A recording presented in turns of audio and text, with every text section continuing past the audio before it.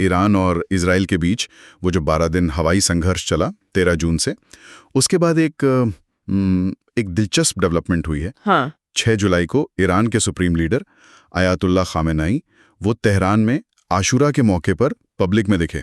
अच्छा, हाँ, वो तो काफी दिनों से दिखे नहीं थे। बिल्कुल, संघर्ष के दौरान तो जैसे गायब ही थे, मतलब सुरक्षा कारणों से कह रहे थे बंकर में हैं, सिर्फ रिकॉर्डेड मैसेज आ रहे थे उनके। जी। तो आज हम इसी पर थोड़ी गहराई से बात करेंगे। ये जो ताज़ा घटनाक्रम है, इसके पीछे क्या मायने हैं और आगे क्या हो सकता है, जो भी हमारे पास खबरें हैं, एनालिसिस हैं, उनके आधार पर। हाँ, बिल्कुल, समझने की कोशिश करते हैं कि ये सब क्या इशारा कर रहा है। तो ये खामेनेई का वापस आना आशूरा पर, क्या ये बस एक सामान्य सी बात है या कुछ और? नहीं, ये सामान्य तो नहीं लगता। देखिए, 12 दिन लगभग बंकर में रहने के बाद, वो भी इतने तनाव के बाद, उनका इस तरह सामने आना, वो भी आशूरा जैसे अहम मौके पर, ये एक सोचा समझा कदम लगता है। मतलब दिखाने के लिए कि सब कंट्रोल में है। बिल्कुल, कि नेतृत्व मजबूत है, हालात काबू में है। लेकिन जैसा आप कह रहे थे और जैसा स्रोत भी बता रहे हैं, पर्दे के पीछे ईरान में माहौल शायद काफी अलग है। अलग है मतलब खबरें हैं कि अंदरूनी तौर पर सरकार ने शिकंजा कसना शुरू कर दिया है। शिकंजा? किस तरह का? मतलब रिपोर्ट्स आ रही हैं कि लोगों के फोन चेक हो रहे हैं, सोशल मीडिया पर अगर कोई सरकार के खिलाफ कुछ लिख रहा है तो उन्हें हिरासत में लिया जा रहा है, इंटरनेट पर भी पाबंदियां बढ़ाई गई हैं। अच्छा। कुछ एनालिस्ट तो काफी गंभीर चेतावनी दे रहे हैं। वो कह रहे हैं कि ईरान एक तरह से नॉर्थ कोरिया स्टाइल का जो इंटरनल सिक्योरिटी मॉडल होता है, उसकी तरफ बढ़ सकता है। North Korea style? ये तो बहुत ही गंभीर बात है। इसका क्या मतलब हुआ? मतलब सिर्फ निगरानी बढ़ रही है? नहीं, जब एनालिस्ट ये टर्म यूज करते हैं तो उनका इशारा सिर्फ निगरानी या इंटरनेट बैन से ज्यादा गहरा होता है। वो एक ऐसे सिस्टम की बात करें जहां असंतोष को पूरी तरह कुचल दिया जाए और बाहर की दुनिया से जानकारी का आना जाना लगभग बंद हो जाए। ऐसी भी बातें हैं कि शायद इस्लामिक रेवोल्यूशनरी गार्ड कॉर्प्स यानी IRGC, उसके अंदर भी कुछ क्या कहते हैं सफाई या बदलाव हो सकते हैं, शायद सत्ता पर पकड़ और मजबूत करने के लिए। तो ये बाहरी संघर्ष के साथ साथ अंदरूनी दबाव भी काफी बढ़ गया है ईरान पर। जी बिल्कुल। अच्छा, तो एक तरफ ये अंदरूनी सख्ती है, दूसरी तरफ वो परमाणु कार्यक्रम वाला मुद्दा भी तो है। अमेरिका के साथ जो बातचीत चल रही थी इनडायरेक्ट वाली, उसका क्या स्टेटस है? वो बातचीत तो जी फिलहाल रुकी हुई है। हाँ, ईरान कह तो रहा है कि बातचीत फिर से शुरू कर सकते हैं, पर उनकी एक बड़ी शर्त है। क्या शर्त?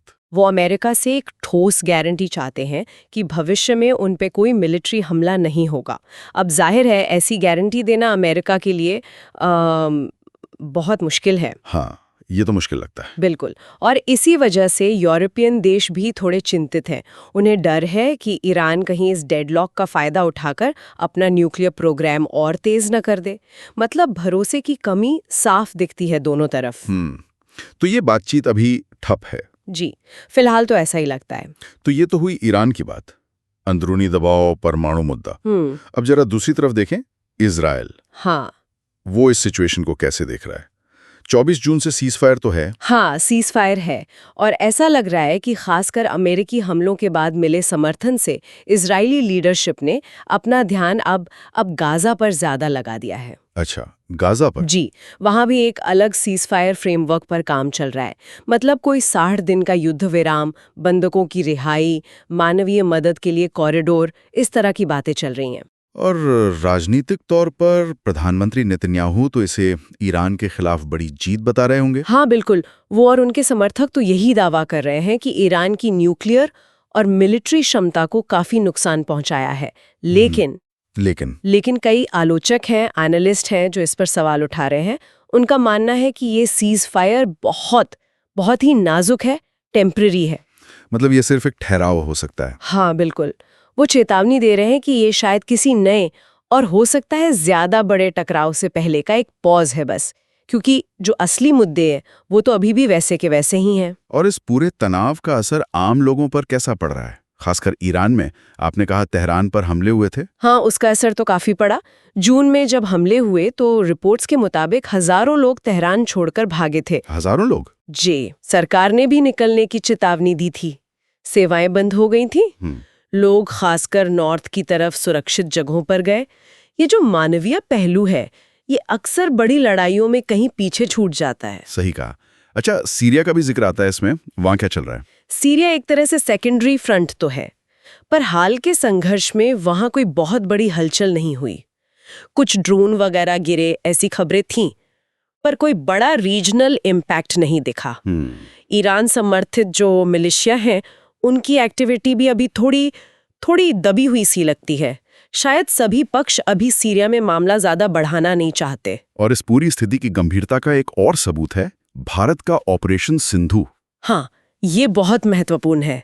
भारत ने 18 जून से ऑपरेशन सिंधु चलाया और ईरान से अपने 3170 नागरिकों को सुरक्षित निकाला। 3000 से ज्यादा? जी, ये दिखाता है कि हालात जमीन पर कितने गंभीर थे और अपने नागरिकों की सुरक्षा को लेकर अंतर्राष्ट्रीय चिंता कितनी थी। मतलब ये सिर्फ ईरान इजराइल का मामला नहीं रहा। तो अगर पूरी तस्वीर को समेटें तो ये दिखता है कि ईरान एक तरफ खामेनेई को सामने लाकर और अंदरूनी सख्ती बढ़ाकर ताकत दिखाने की कोशिश कर रहा है। परमाणु बातचीत रुकी हुई है। जी, और दूसरी तरफ इजराइल सैन्य बढ़त का दावा कर रहा है, गाजा पर फोकस कर रहा है, लेकिन भविष्य अनिश्चित है। सीज फायर तो है, पर बहुत नाजुक। और इन सबके बीच आम लोग पिस रहे हैं। विस्थापन हुआ है, असुरक्षा बढ़ी है। बिल्कुल, दोनों मुख्य पक्ष अपनी अपनी जगह मजबूत दिखने की कोशिश कर रहे हैं, पर जमीनी हकीकत शायद कहीं ज्यादा अस्थिर और जटिल है। तो आखिर में एक सवाल मन में आता है, ये जो नाजुक सी शांति दिख रही है, ये कब तक टिक पाएगी? क्या आपसी अविश्वास या कोई छोटी सी चिंगारी भी इस माहौल को फिर से भड़का सकती है? हाँ, ये सवाल तो है। या फिर ईरान का ये जो नया ज्यादा सख्त इंटरनल सिक्योरिटी मॉडल उभरता दिख रहा है, उसके लंबे समय में क्या नतीजे होंगे, न सिर्फ ईरान के लिए बल्कि पूरे क्षेत्र के लिए, इस पर नजर रखनी होगी।